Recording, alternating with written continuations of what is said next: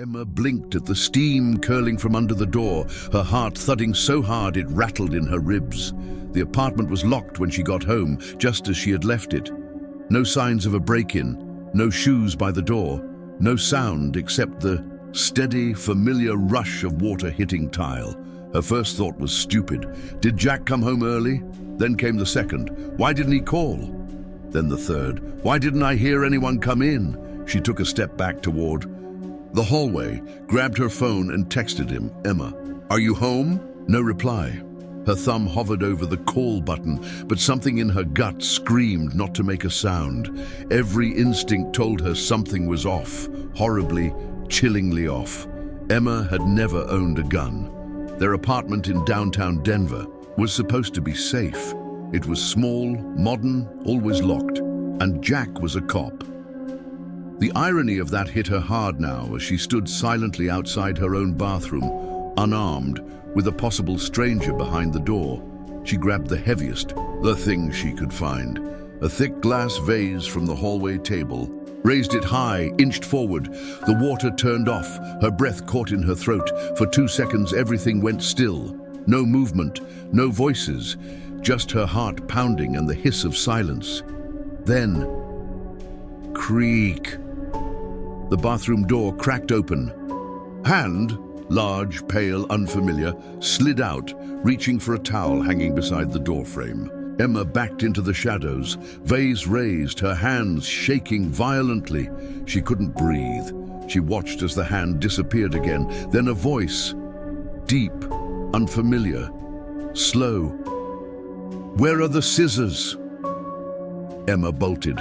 She didn't scream, didn't think, just ran barefoot out the apartment door, down the hall, slamming her finger into the elevator button over and over like it was her only lifeline.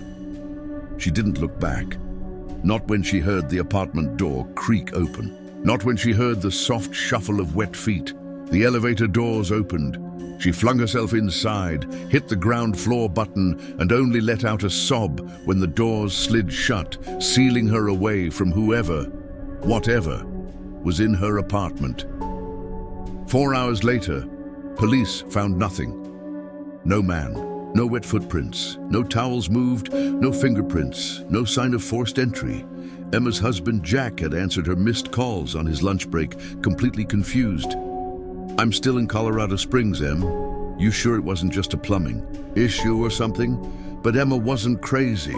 She knew what she saw. She knew the water was running. She knew she heard a man's voice, deep, unfamiliar, cold, and she was sure of one more thing. The scissors were gone. A week passed. Emma didn't sleep. Every creak of the floor, every faint breeze, every sound from the pipes made her blood run. Cold! She'd moved into a friend's guest room temporarily, refusing to step foot back inside her own apartment until something, anything made sense. Jack was supportive, at first, then frustrated, then distant. One night, Emma found herself scrolling through their shared iCloud photos, trying to distract herself. She noticed something odd, a picture she didn't remember taking. It was from the bathroom mirror, steamed up. Half her makeup bag visible on the counter, but no one in the mirror, just fog and a handprint, a single handprint on the glass, large, low, as if someone had leaned close to the mirror and pressed their palm into it. The photo was time-stamped. 7 M. The same morning she came home to find the shower running. She went back to the police. They didn't take her seriously. They chalked it up to stress, paranoia, maybe even hallucination. "It happens," the officer said gently. "You've been through a lot." The handprint photo? Probably just a smudge. Maybe Jack took it by accident.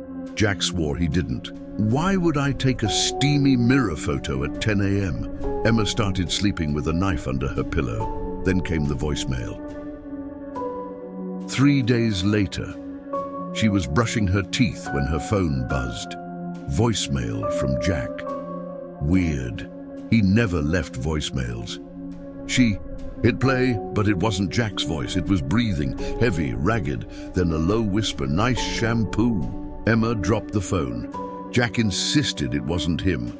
He'd been in a briefing all morning with his captain and 3 other officers. He started to believe her then, just a little. But the next night, something happened that made Emma question everything. She came back to the apartment just for 10 minutes to grab clothes. Jack waited outside in the car. She walked in, lights off, calm. It had been 2 weeks. Maybe she'd overreacted. Maybe someone had come in, but maybe they were just homeless, confused, and now gone. She moved through the living room quickly, opened the closet, reached for a sweater, and then she saw it, tucked behind her boots, half buried under a scarf, a Ziploc bag. Inside it, a photo of her, sleeping, a few strands of her hair, and the scissors. She didn't scream. She couldn't. Her body went rigid, her vision blurred. She backed out of the closet slowly, every nerve on fire. Someone had been here not once, not twice, multiple times. Someone had been watching her, breaking in, collecting pieces of her.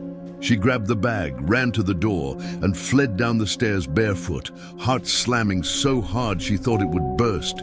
She couldn't speak when she got to the car, just held up the bag and shook her head. Jack's face turned pale. He put the car in drive and didn't stop until they reached the police station. This time they took it seriously. The evidence was undeniable now. Photos, hair, stolen items, a bag hidden in her own closet. Someone had been stalking Emma, not randomly, not briefly, but methodically, watching her, entering her home, leaving clues, escalating. An investigation opened, but what the detectives found next cracked everything open. A neighbor had camera footage from the hallway, from the exact day Emma had run out of her apartment barefoot. At 9:56 a.m., the camera showed Emma entering the building. At 10:05 a.m., a man exited, soaking wet, barefoot, carrying a towel, face obscured, but the direction he went in. He went toward the stairwell, not out the front door.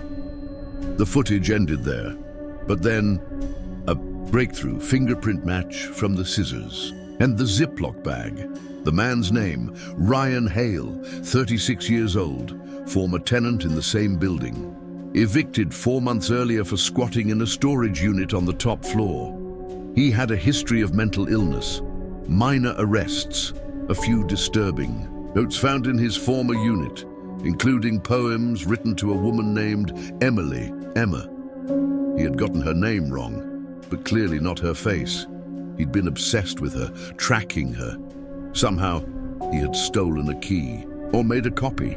Police were still figuring that out, but the worst part, Ryan hadn't been seen since that hallway video. They never found him. Emma and Jack moved the next week, changed their numbers, got security systems installed at their new place, 2 hours away. But Emma never slept the same again. And sometimes, when she closed the shower curtain or heard the pipes hiss at night, she still felt it. That cold breath on her neck, that whisper in her ear. Nice shampoo. Emma woke up at 3:17 a.m. Again, she hadn't set an alarm. No nightmares, no sudden noise, just that same overwhelming feeling she'd had for weeks now. Someone is watching me. She sat up in bed slowly. Jack's side of the bed was cold, empty. The door to the bedroom was cracked open and faint light bled in from the hallway. She could hear soft clicking, like typing. She slid out from under the blanket, heart already rising into her throat. "Jack?" she called gently. No answer. She padded down the hallway, half expecting to see him at the kitchen table maybe, reading emails, maybe watching old police case videos like he sometimes did when he couldn't sleep. But what she saw stopped her cold. Jack was sitting at the kitchen counter with his laptop open, staring at the security camera footage, the feed from their new house, footage of her, sleeping, dozens of clips. He was going through them one by one, zooming in, pausing, rewinding, watching. Emma didn't move, didn't breathe. Why is he watching me like this? And then he muttered something under his breath. She strained to hear it. He whispered, "She still doesn't know." The next morning, she said nothing. She couldn't, not yet. She didn't want to believe it. didn't want to admit the thought growing in her gut like poison, but for the first time in her life, Emma was scared of the man she loved. Jack acted normal all day, made breakfast, kissed her on the forehead, talked about installing new motion detectors by the windows, but Emma kept replaying his words. She still doesn't know. What didn't she know? Later that day, Emma went to the grocery store alone. At checkout, her card was declined. That had never happened before. She checked the banking app on her phone. Every account had been emptied. Her personal savings, their joint account gone. Just one transfer. To Jack. She drove home with ice-cold hands gripping the wheel. Her mind raced. Could it be a mistake? Maybe Jack had moved their money for security reasons, to keep it away from anyone tracking them. Maybe he'd just forgotten to tell her, but her instincts said otherwise. Something had shifted in him lately. He was more distant, colder, irritated. When she asked questions, and then she remembered something else, something she had pushed aside weeks ago. The voicemail, nice shampoo. Jack had said he was in a briefing when that message was left. But what if he wasn't? That night, she waited until he fell asleep. He snored softly beside her. His phone buzzed once on the nightstand. Emma reached for it, locked. She tried his usual passcode. Didn't work. She tried her birthday, their anniversary. Nothing. She gave up and padded into the hallway, where his laptop sat on the counter from earlier, unlocked. She opened it, hands shaking, and pulled up the email folder. There it was, a message thread titled, "Apartment entry access, copy request." Her heart sank. 2 weeks before her incident with the man in the shower, Jack had requested a copy of her apartment key, not from the landlord, from a locksmith, using a photo of her key, a private. A job, no license number, no reason. She scrolled further, more emails. One stood out. Target moved. Surveillance continues. Emma's knees buckled. She clicked it. It was sent from an anonymous burner email. No sender name, just a short message. Update. She's more paranoid now, still suspects it was Ryan. Footage safe. Will erase if needed. Waiting for your next step. She stared at the screen, ice spreading down her spine. Jack was watching her, and not just watching. He'd helped stage everything. She didn't sleep that night. She lay awake beside him, heart pounding, body frozen, mind racing. Why would he do this? Why would her husband set her up? The next morning, she faked a headache, said she was going to stay in bed. Jack left for work, but instead of resting, she pulled out his laptop again. This time, she searched the files. One folder was password protected. She almost gave up until she remembered the name of his old dog. Ranger, she typed it in. The folder opened. What she saw made her scream. There were dozens of videos, hidden camera footage. From the apartment, from the bathroom, from the living room, from the bedroom. She watched in horror as clips played out of herself, walking, eating, changing clothes, crying, every moment after she'd reported the shower incident. And in some clips, Jack was there, not helping her, not protecting her, setting things up, hiding items, moving cameras, planting the Ziploc bag in the closet. It had all been orchestrated, even the voicemail. She found the file in a folder labeled audio. He'd recorded it himself. He had whispered, "nice shampoo," distorted it, and scheduled the voicemail from a burner app. Emma fell to her knees. Her husband had terrorized her in her own home. But that wasn't the worst part. In one video from the last week before they moved, the hallway camera showed Jack standing outside their old apartment, talking to Ryan Howl. Emma couldn't hear the audio, but Jack was handing him something, a bag, maybe money, maybe clothes. Ryan nodded. Jack pointed up at the security camera and smashed it with a crowbar. Jack and Ryan knew each other. Emma had no idea how long she sat there. She couldn't cry, couldn't scream, just sat there numb with the horrifying realization the man who vowed to protect her had built her nightmare from the inside. Why? Money, control, Punishment? Love twisted into obsession? She didn't know. But she did know one thing. She had to get out, now. She packed a bag in silence, grabbed the laptop, her phone, a flash drive she used for work. She was nearly at the door when she saw the living room camera blinking. It was recording, live. She yanked it from the wall. Too late. Her phone buzzed. Jack. Where do you think you're going? Emma's. Breath caught. She looked at the message. 3 dots appeared. He was still typing. Another text popped up. Jack, check the backyard. Her blood turned to ice. She ran to the back window and peeked through the curtain. Ryan, standing by the trees, smiling. He held up a pair of scissors. Emma backed away, shaking, her lungs barely working. She was trapped. And Jack had sent him. Emma didn't scream. Screaming would give away her panic, and Jack wanted that. Instead, she backed away from the window slowly, heart slamming against her ribs. Ryan was still standing outside, holding the scissors.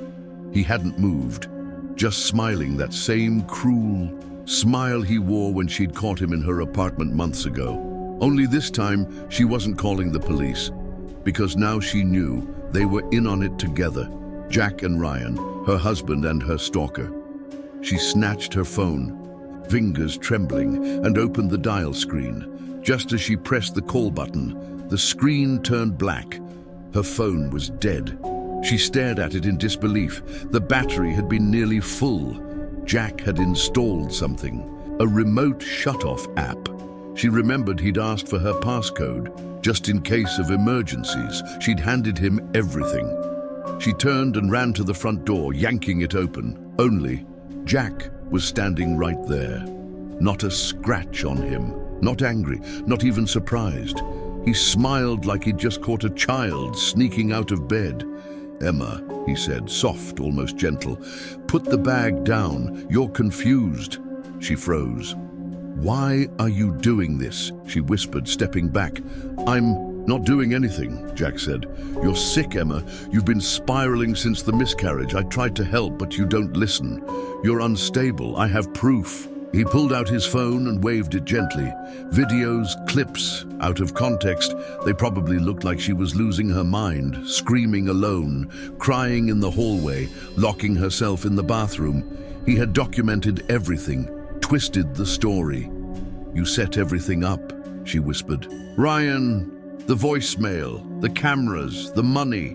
Jack shook his head slowly. I saved you, Emma. You couldn't cope after the baby. You wanted someone to chase you, hurt you. You needed to feel like a victim. You needed this story. I needed you, she said, voice cracking. Not this. Jack stepped inside, calm and careful. Blocking the door, Emma grabbed the lamp from the side table and hurled it at his head. He ducked, but it shattered behind him. She bolted toward the stairs, upstairs, locked the bedroom, jumped from the window if she had to. Behind her, Jack yelled, Emma, don't make this worse than it already is. She slammed the door, shoved a chair under the handle and ran to the window. Ryan was gone. She didn't know if that was better or worse. The bedroom window had no screen. She yanked it up and climbed onto the ledge. 2 stories, jump or die. But just before she leapt, she saw it, a neighbor, walking their dog across the street. Emma screamed at the top of her lungs, Help me! The man looked up, startled. Call the police, please! Jack slammed into the door behind her, cracking it at the hinges. Emma didn't wait. She jumped. She landed hard. Her ankle twisted, but she didn't stop. She limped barefoot across the lawn, waving her arms wildly. The man with the dog was already on his phone. Eyes wide, Jack appeared at the window above. Face twisted in something between fury and panic, but he didn't follow, not with a witness now, not with cops coming. Emma collapsed into the grass. The last thing she saw was red and blue lights turning the corner, and Jack slamming the window shut. 2 hours later, the house was empty. Police swarmed every room. Jack was gone. Ryan was gone.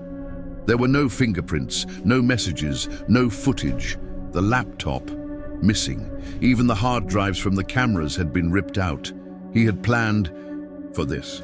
The police officer, A kind-faced woman named Detective Monroe crouched beside Emma as she sat wrapped in a blanket. "You're not crazy," she said gently. "I believe you." Emma couldn't speak. She just nodded. "You said there was footage on a flash drive?" Emma blinked. Yes. She'd grabbed it before Jack got home. She reached into her coat pocket and pulled it out. It was still there. Detective Monroe took it carefully. "We'll go through every frame," she said. "We'll find them." But her eyes betrayed the truth. It might take days, weeks, years, and Jack was trained to disappear.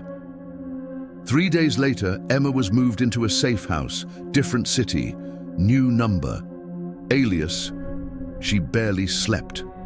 The silence was worse than the noise. Every creak in the wall, every shadow outside the window felt like him. He could be anywhere, watching her, waiting. Then, on the 4th night, she received a package. No return address, just a small brown box. She opened it slowly. Inside was a single item, a pacifier, the one they'd bought when she was pregnant. She hadn't seen it since the miscarriage. Pinned to the rubber nipple was a note. "You forgot this." Emma dropped the box and ran to the sink, vomiting until her ribs ached. He had found her, even here. The next morning, she made a decision. She wasn't running anymore. She called Detective Monroe. "I want to fight back." Monroe hesitated. "Emma, if you go after him, you could provoke." "I am provoked. I'm done being prey." Monroe didn't argue. They formed a plan. Step 1, release the footage. Emma created a fake Reddit account and anonymously posted 3 short clips.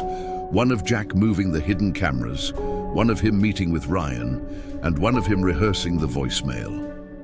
Within hours, it went viral. People believed her. News stations picked it up. Step 2, trap him.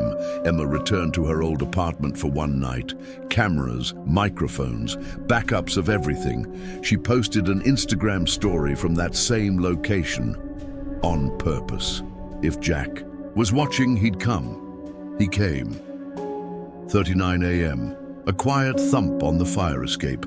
Emma watched from a monitor as he crept toward the window, all in black, face hard and surgical. He thought she was alone, but the moment he stepped inside, police surrounded him, guns drawn, voices booming, hands in the air. He didn't fight, he just smiled, looked directly into the nearest camera. "Hi, sweetheart," he said. They arrested Ryan the next day in a cheap motel across town. He tried to run, didn't make it far. In the courtroom 6 months later, Emma testified against both of them. Her voice shook. Her hands trembled. But she told the truth. All of it. The stalking, the betrayal, the setup, the terror. She said one sentence that made the room go silent. "They didn't just break into my home. They broke into my mind. They turned safety into a weapon." The jury found them guilty, both multiple charges: stalking, harassment, breaking and entering, emotional abuse, conspiracy. Jack got 25 years. Ryan got 18.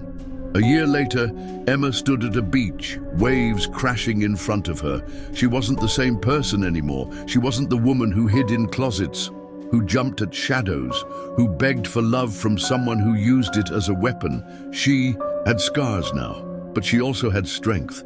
A friend from therapy once told her, "You didn't survive because someone saved you. You survived because you decided not to die." Emma smiled as the sun hit her face, and for the first time in years, she wasn't afraid. 1 year later, Emma had a new name now. A quiet life. She lived in a small coastal town in Maine where no one knew what she'd been through. Her face wasn't in the tabloids anymore.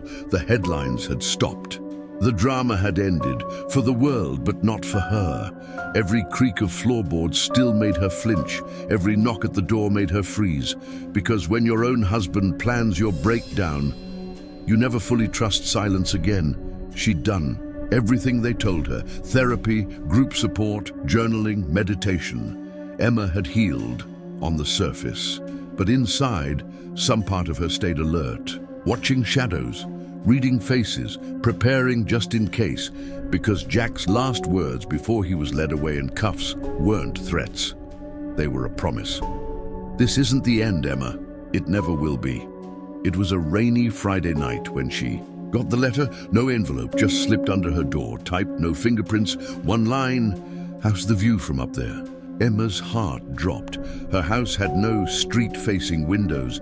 The only way to see inside was from the hill behind the woods. She hadn't told anyone she'd bought the place for its seclusion, which meant someone had been watching her. Again, she called Detective Monroe immediately. Monroe didn't hesitate. "I'm flying out, tonight." By morning, they had security at the house. Motion lights, trail cameras, reinforced locks, but nothing showed up. No one, no movement. No new notes, just fear, lingering, growing. 2 weeks passed. Emma tried to go back to normal, but every time she walked to her mailbox, she expected to see a man standing in the woods. Every time she turned on her shower, she checked behind the curtain twice. She told herself she was paranoid until she got an email from Jack. The address was fake. The name was gibberish, but she recognized the writing, the tone. He wrote like someone who owned her. "You're stronger now. That's good. Makes it more interesting." Attached was a photo, not of her, of Monroe, smiling, coffee in hand, standing outside her hotel. That was taken this morning. Emma ran to the porch, scanned the trees, the rooftops, the sky. Nothing. She called Monroe again, this time shaking. "He's here." "We checked the jail records," Monroe told her after. A long pause. "He never made it to the final prison facility. There was a reroute. 2 guards went missing during transfer." Emma closed her eyes. Of course, Jack had outsmarted them again. She didn't sleep that night. At 3:12 a.m., her phone buzzed. "Unknown number, a text. Come outside." She didn't need to, because a second later, her power went out. The house fell into pitch-black silence. No hum of the fridge, no glow from the nightlight, only the sound of her breath. She grabbed her flashlight, hands trembling, and crept down the hallway to the fuse box. That's when she saw it, the trail of wet. Footprints leading from the back door into her house. She hadn't heard it open. She hadn't heard it close, but someone was inside. Emma didn't run. She didn't scream. She picked up the iron fireplace poker with both hands and stepped quietly toward the kitchen. That's where he was last time. That's where monsters like to return. She turned the corner, and there he was, not Jack. Ryan, paler, thinner, eyes darker than before. His lips twitched. "You didn't think it was just him, did you?" Emma froze. "You escaped." "The sentence," he smiled. "I cut a deal. Gave them fake names, fake leads, got parole. Slipped out." She gripped the poker tighter. "Jack's coming," Ryan whispered. "And when he does, he's not just taking you." He leaned closer. "He's taking everything." Suddenly, a loud bang. The front door burst open. Detective Monroe tackled Ryan from behind, slamming him to the floor. More officers rushed in, guns drawn, shouts, handcuffs. It was over in seconds. Again. This time, Ryan didn't smile. He screamed. As they dragged him out, spit flying, swearing she'd regret this, Emma didn't blink. She just asked one thing. "Where's Jack?" Ryan hesitated, then said the words she feared most. "He's already inside you." Emma spent the next week in protective custody. Monroe stayed with her, rotating shifts with other officers, but Jack never came. No notes, no texts, no visits. He had vanished again.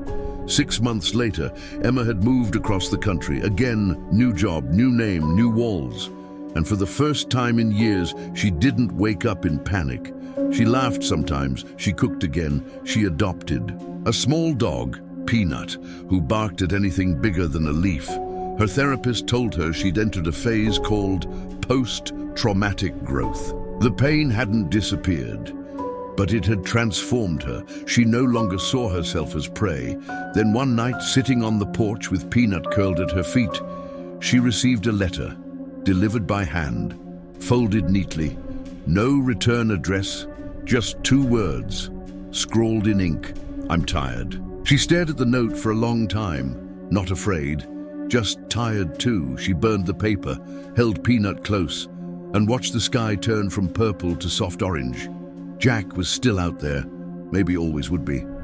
But she knew something now she hadn't known before. She couldn't control the danger, but she could control the story. He was no longer the narrator. The end.